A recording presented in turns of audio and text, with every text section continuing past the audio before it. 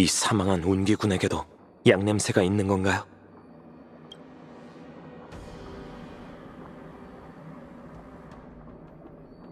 아니요. 이자도 보리인일 거예요.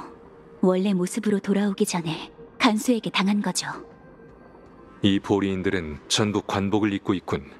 운기군 말고도 두 사람은 천박사와 공조사 신분을 썼던 모양이야.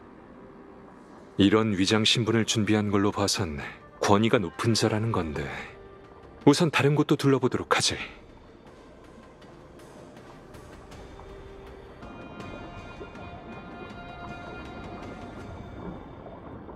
이 사람은 죽기 전 누군가에게 동맥을 물려 피를 잔뜩 흡수당한 것 같아요.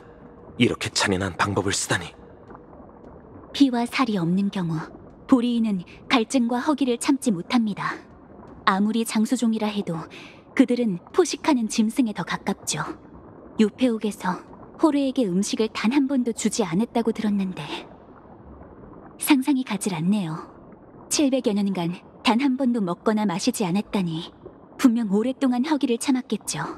납치된 요청 인질이 무사할 수 있을지 모르겠네요. 이게 풍요의 흉물이 두려운 점이라네.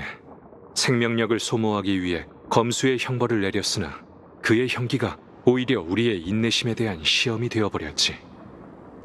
영사씨가 얘기한 것처럼 100번 죽여도 죽지 않는 괴물을 항성에 던졌다면 모든 것이 끝났을 테지.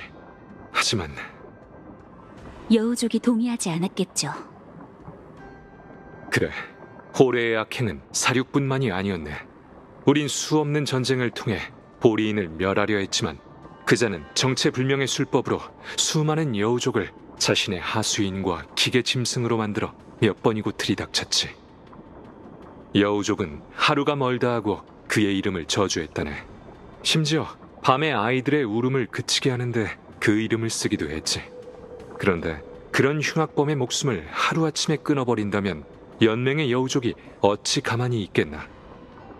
영사씨, 혹시 호레가 왜 여우족이 모여 사는 요청선주가 아닌 나부에 홀로 수감되었는지 아는가? 좀 전에 무예가 뛰어난 장군님의 스승께서 호레를 쓰러뜨리고 공을 세웠다고 하셨잖아요. 그러니 원수께서 그 흉물을 나부에 수감하라고 명하셨겠죠. 일종의 명예로서요.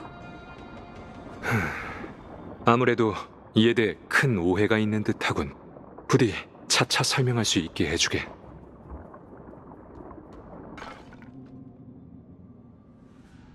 연경에게 들은 바에 따르면 보리인이 컴퍼니 함선을 습격했다더군. 함선에 실려있던 물건이 이건가? 네, 공조사와 단정사가 함께 조사한 결과 기계 부품에 특수 처리된 보리인 생물 조직이 사용된 것으로 밝혀졌습니다. 지식학회는 줄곧 장수종의 생물 특성을 연구해왔다고 합니다. 의료와 전투에 사용할 수 있는 성과를 얻기 위해서요. 다만 연맹과의 표면적 관계 때문에 규범에서 크게 벗어날 엄두를 내지 못했던 거죠. 그 학사들이 보기에 보리인은 실험용 동물과 별 차이가 없었겠죠. 보리인이 함선을 습격한 것도 자신들의 동료를 이용해 실험을 펼친 지식학회에 보복하기 위해서가 아닐까요? 아니요. 단순히 컴퍼니와 학회에 대한 복수였다면 함선뿐만 아니라 모든 화물을 파괴했을 거예요. 그럼 이것들도 유폐용 내부에 나타날 일이 없었을 테고요. 이건 의도적인 쇼나 마찬가지예요. 화물의 위험성을 노출한 것은 단지 화물이 순조롭게 유폐옥으로 진입해 거복을 위한 무기가 되도록 한 거죠. 인간 마음의 맹점을 이렇게나 잘 사용하다니. 기존의 보리인이 쓰던 수법이 아닐세. 컴퍼니와 지식학회도 아마 혼란스러운 상황 속에서 이용당한 것 같군. 조심하세요. 녀석이 아직 살아있어요.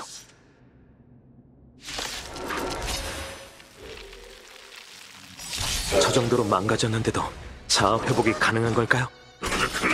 장수종에 대한 모방이 도를 넘은 수준이네요. 장군님, 아직 제 질문에 답해주지 않으셨습니다. 왜 호뢰가 요청이 아닌 나부에 수감되었는가에 대해요. 말씀을 삼가신다는 건 그 사건에 대한 처리가 명예로운 게 아니었다는 건가요?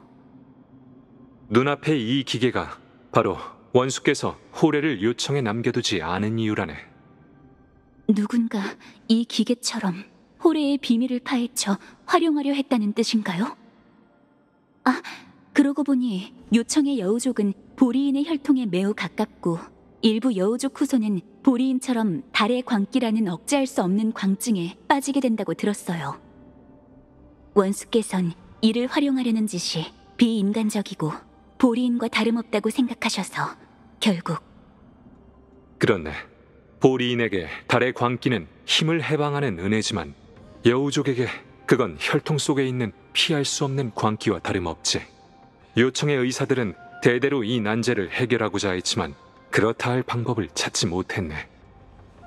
사람들은 종종 보리인은 어떻게 달의 광기를 통제할 수 있는가? 여우족은 이 저주를 풀 수 있는가? 같은 질문을 하곤 하지. 그들은 선의에서 비롯된 마음으로 이런 질문을 했지만 정작 재앙으로 향하는 세상의 모든 길은 그런 선한 관념으로 포장되어 있지. 요청 여우족에게 호래는 보리인의 수장이자 괴물이며 그들의 연구 대상이네. 그는 은연중에 인간의 마음을 잠식하는 맹독이 되었지. 그래서 원수께서 호래를 나부에 수감하신 거군요. 이제 보니 그 조치는 명예가 아닌 경고였네요. 마찬가지로 나부에서도 이기적인 마음과 소위 이타적인 선행 때문에 후대에 경각심을 일으킬 만한 비극이 벌어졌기 때문이네. 음월의 난 말씀이죠? 원수께선 호래를 나부에 인계함으로써 일시적으로 요청 여우족의 사념을 잠재우는 한편 혼란을 겪던 나부 선주에 경고한 셈이군요. 이게 바로 저울질이자 반드시 거쳐야 하는 단계네. 선주연맹은 선주 사람의 의견만 통하는 게 아니야. 여우족, 비디아다라, 선주인, 세 부류가 힘을 모아야만 미래를 읽어나갈 수 있지. 무슨 말씀인지 알겠어요. 당시 장군님께서도 그런 마음으로 제 스승님을 저울질하고 그분을 주명 선주로 쫓아낸 후 야광의 비전이 부활하는 걸 방관하신 거죠. 내가 단정사에 기생하는 종양을 도려내기는커녕 구해주려던 의사를 주명선주로 보냈다고 얘기했지. 혹시 그 스승이 자신이 선을 행한다는 명목으로 면회를 틈타 막 환생을 마친 다낭에게 전생의 지식을 떠올리게 하는 의술을 펼쳤다고는 안 하던가? 네? 그녀는 용존이 전생의 지혜를 회복하면 비디아다라족이 불멸의 거목을 다시 수호할 수 있다고 생각했네. 그럼 음지에서 꿈틀대는 각 세력을 잠재우고 종종 내 모든 갈등이 해결되리라 여겼지. 하지만 조금 전에 얘기했듯 수많은 이타적인 선행은 재앙의 시작에 불과하네. 그날 이후 육강료는 단정사에 사정직책을 두지 않기로 합의했지. 영사씨가 오기 전까지 말이야. 그렇다면 유배령으로 제 스승님을 지켜주신 장군님께 감사드려야겠네요. 오히려 감사 인사를 해야 할 쪽은 나라네. 저한테요?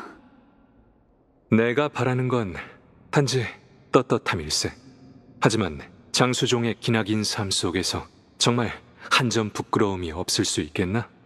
영사씨는 스승이 받은 판결 탓에 아무것도 모른 채로 타양으로 보내졌잖아. 게다가 지금 단정사는 상황이 복잡하네.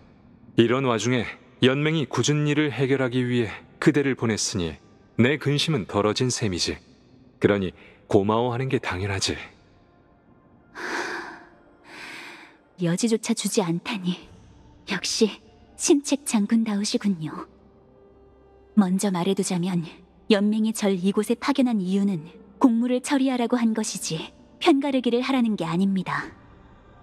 영사씨가 어느 편에 서고 싶은지는 중요하지 않네. 어쨌든 영사씨도 나도 모두 연맹 편이잖아. 이만 출발하지.